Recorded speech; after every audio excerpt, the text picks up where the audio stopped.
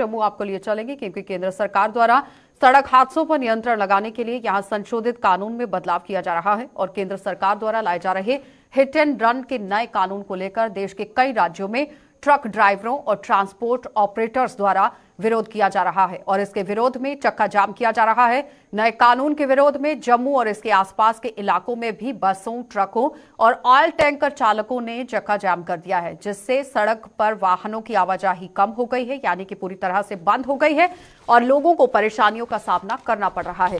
साथ ही आपको बताते चले कि हिट एंड रन मामले में लगातार आप देखिए किस तरह से संशोधन जो है वो किया गया है। सबसे पहले तो समझना यह जरूरी है कि हिट एंड रन जो ये मामला है उसमें नया बदलाव क्या कुछ है, सरकार की तरफ से क्या कुछ सामने रखा गया है। तो भारतीय न्याय संहिता 2023 में हुए संशोधन के बाद अब हिट एंड रन मामले में नियम सख्त हो गए हैं। नियम के तहत हिट एंड रन के केस में वाहन चालक पर 7 लाख रुपए जुर्माना और 10 साल तक की कैद का प्रावधान रखा गया है।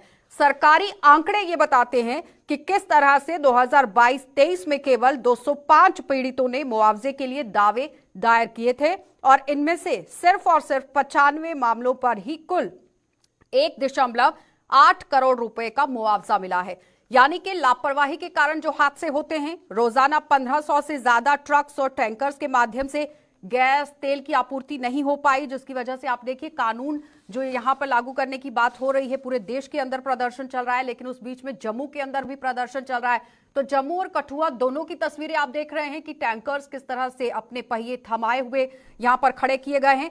एनसीआरबी यानी कि नेशनल क्राइम रिकॉर्ड ब्यूरो जो डाटा पेश करता है हिट एंड रन का, वो किस तरह से रखता है वो जरा देख लीजिए, क्योंकि हिट एंड रन के मामले जो बढ़ रहे थे किस तरह से वो बढ़े हैं, कम हुए हैं। 2019 के अंदर 47,530 जो है वो इंसिडेंट होते हैं और 10 अगर हम डेथ की यहां पर बात करें तो 52,540 लोगों की हो जाती है। 2021 में एक डाटा पेश किया गया था जिसमें इंसिडेंट बताए गए थे 47,530 और उसमें मौत का आंकड़ा जो दिखाया गया था वो 43,499। अब 2022 पर आ जाते हैं जिसमें इंसिडेंट 47,806 बताए गए और डेथ्स बचाई गई हैं यहां पर 50,815। तो यहां एनसीआरबी जो है 2020 का डाटा पेश नहीं कर पाती है क्योंकि वो बताती है कि यहां पर डाटा जो है वो इंक्लूड नहीं किया गया है ड्यू टू कोविड-19 की वजह से। लेकिन उस बीच में जिस तरह से ये डाटा बढ़ता चला गया है, इस पर रोक लगाने के लिए हिट एंड रन का जो अभी आप देखिए मामला देखा जा रहा है, इसी पर कई तरह के विरोध भी देखे गए हैं। चलिए इसी पर बातचीत कर लेते हैं। हमारे सीनियर सहयोगी विनोद कुमार जी ने हमारे साथ ज्वाइन किया है।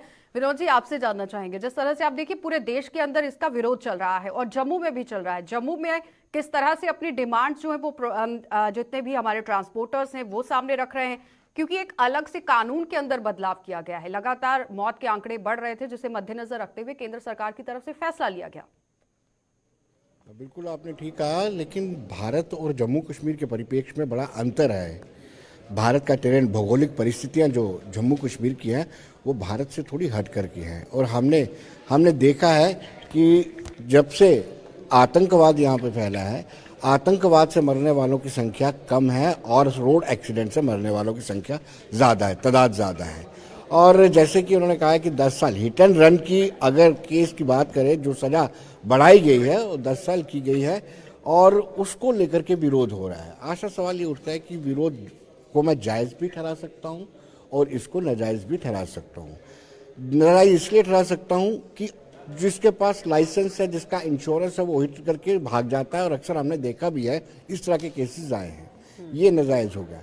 लेकिन जायज़ मैं इसलिए कह रहा हूँ कि मॉब लिंचिंग भी एक इशू है। आपने किसी को हिट किया और आप वहाँ पे इंतज़ार करते रहे, उसको उठाते रहे, तो उसमें क्या होगा, मॉब लिंचिंग हो जाएगी। हालांकि मॉब लिंचिंग की सज़ा को भी बढ़ा दिया गया है, लेकिन दोनों ही प्रोस्पेक्ट देखने पड़ेंगे, दोनों ही पहलू देखने पड़ेंगे। लेकिन ये जो कानून में बदलाव किया है ये बहुत लाजमी था जम्मू कश्मीर के परिप्रेक्ष्य में, क्योंकि जैसे मैंने पहले बताया कि जम्मू कश्मीर में आतंकवाद से लोग कम मरे हैं जितने रोड एक्सीडेंट से लोग मरते हैं। जी आशा। लेकिन विनोद जी, इसमें सेक्शन 104A का जिक्र किया गया है, उसके साथ साथ 304A का जो जिक्र है वो किया गया है और उसके साथ साथ ये बताया गया है कि सूचित किए बिना अगर कोई भाग जाता है तो फिर 10 साल की सजा का प्रावधान है। लेकिन उसके साथ आपने लिंचिंग को भी जोड़ दिया, तो क्या लगता है कि किस तरह से बदलाव होना चाहिए था फिर?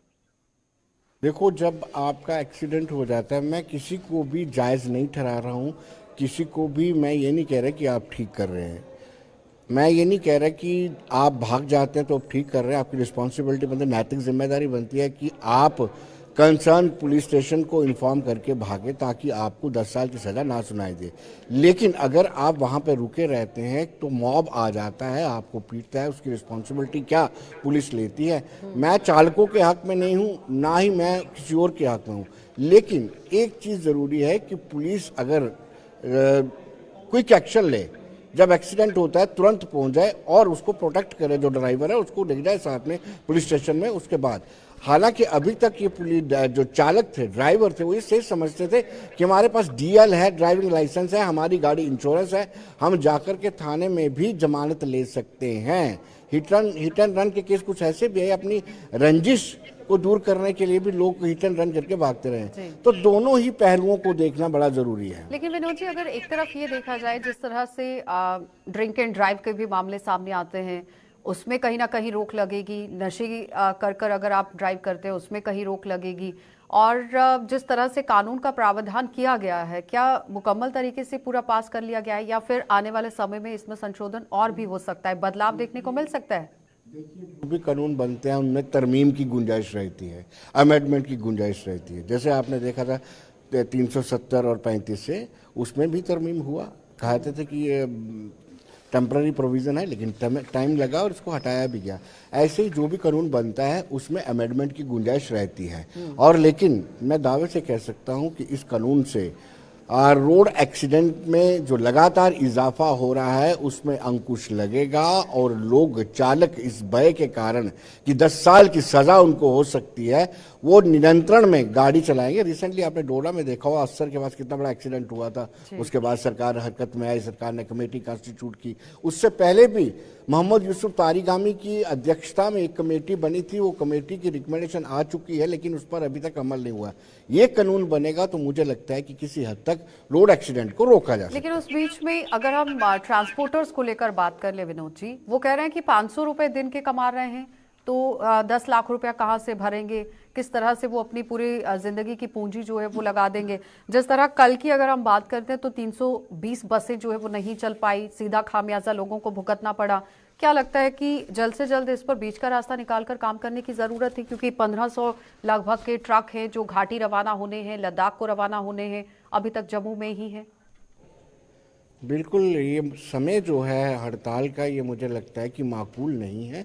इस वक्त जो एसेंशियल कमोडिटीज़ की ज़रूरत रहती है, चाहे वो लद्दाख हो, चाहे वो श्रीनगर हो, पाडर हो, जो बर्फबारी से ग्रस्त रहते हैं, उनमें इस वक्त एसेंशियल कमोडिटीज़ अगर जहाँ नहीं पहुँची है वहाँ पहुँचाने की ज़रूरत है। तो मुझे लगता है कि सरकार को इनिशिएटिव लेना चाहिए, इनसे बातचीत करनी चाहिए, इनको कन्विंस करना चाहिए इस कानून का असल मकसद क्या है, इस कानून से किस तरीके से एक्सीडेंट को रोका जा सकता है, इस कानून से किस तरीके से लोग अपनी वाहनों का टेस्ट करवा सकते हैं कि क्या वो फिट भी है कि अनफिट तो नहीं है, कैसे चालकों का अपना हेल्थ मेडिकल चेकअप हो सकता है। मुझे लगता है कि बीच की रास्ता को इख्तियार करना चाहिए।